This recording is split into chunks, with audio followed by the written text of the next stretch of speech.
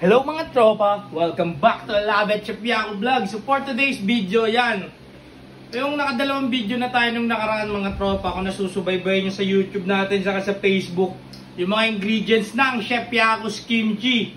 Yung first video natin, nireveal natin na meron yung carrots saka labanos. Yun.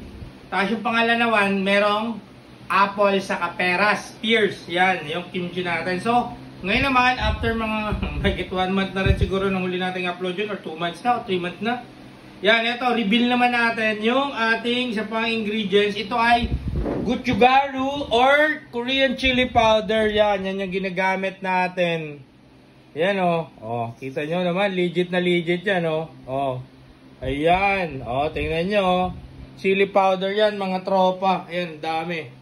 Yan, kasi marami yung order natin. Yan. Legit na legit. Kailangan ganito yung gamitin natin. Yung mga sun-dry. Tapos yung may butil-butil. Huwag yung pinong-pino mga tropa. Ha? Huwag yung pinong-pino mga tropa. Yan. So, alam nyo na yung ingredients ng Chef Yaku's Kimchi. Mga ilan na yon?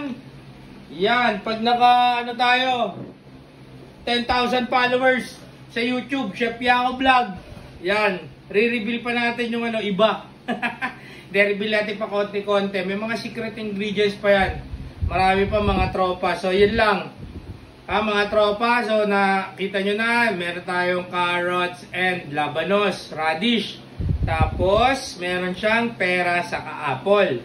Tapos, ngayon naman, gochugaru o chili powder. Yan. Yung flakes, yung gamitin nyo. Huwag yung dry na dry. Kasi magiging iba yung texture nya. Yan. Tapos, yan Nakita nyo na. Umangang yan, tapos punas niya sa mata niya. Joke lang. Yan pa yung paso natin mga tropa. Kitang-kita niyo yung battle scars natin. So, yun lang mga tropa.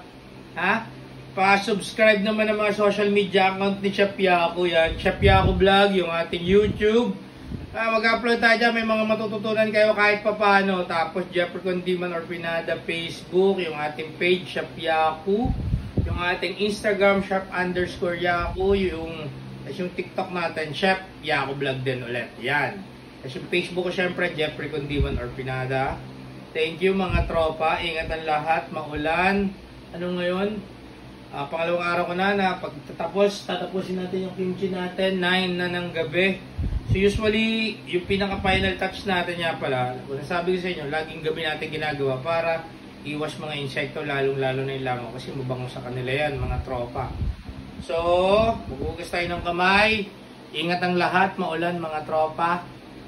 Labet, Chef Yaku Vlog. Bye!